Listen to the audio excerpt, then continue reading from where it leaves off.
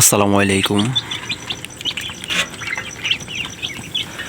তো আশা করি আপনারা সবাই ভালো আছেন। তো এখন বাজে রাত 10টা। তো হাঁসের বাচ্চাগুলোর বয়স হলো 10 দিন। 10 দিন বয়সী বাচ্চা। দেশি হাঁসের বাচ্চা তো অনেক ছোট ছিল, একদম কোয়েল পাখির বাচ্চা সমান ছিল। তো ওদের বুটিং চলতেছে।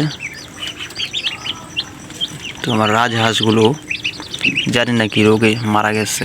খুব কষ্ট আছি, খুব কষ্ট পাইছি। এত শখের হাঁস, আর ডাক দিলে সাথে সাথে আসতো।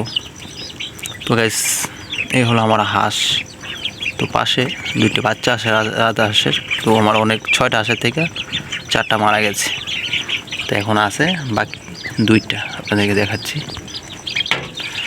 তো গাইস, একটু ঝামেলার কারণে রাজহাঁসগুলো রাতে দেখাতে পারবো না। তো এ হলো আমার দেশি হাঁসের ছোট্ট একটি খামার। খুব শখের, খুব শখ করে, খুব ভালোবাসি পশু পাখি। তো ওদেরকে পালি দেখেন, মানে খুব। তো গাইস, ওরা অনেক মিশুক দেখেন,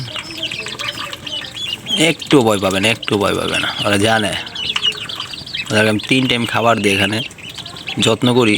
এই যে এখানে তুষ দিছি, তুষ না কিন্তু অরিজিনাল কুড়া দিছি। তুষের থেকে যে কুড়াটা ওরা এখান থেকে খাইতেও পারতেছে, আর ওদের গরম রাখার জন্য এই জায়গাটা ওমো থাকতেছে। তো ছোটো বাচ্চা বীজ দিয়ে এগুলা সমস্যা হয়ে যায়, ঠান্ডা লেগে যায়, যার জন্য আমি পানিটা একটু ওচা করে দিছি, যেন ওরা অল্প অল্প করে পানি খেতে পারে। এই মুরগির বাচ্চা পানি খেতেছে, হ্যাঁ, মুরগির বাচ্চাগুলো পানি খেতেছে। এই যে এইটাও এখন পানি দেখছে, খাও।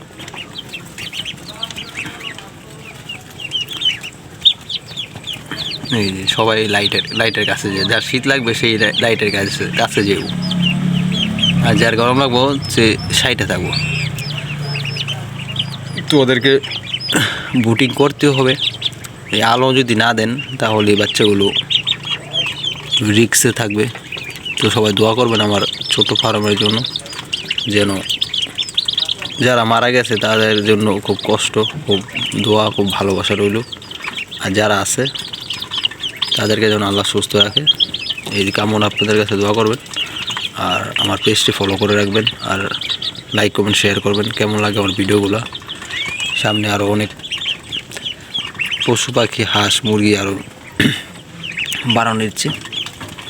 তো আজকে এখানে শেষ করছি। ভালো থাকবেন, সুস্থ থাকবেন, আল্লাহ হাফেজ।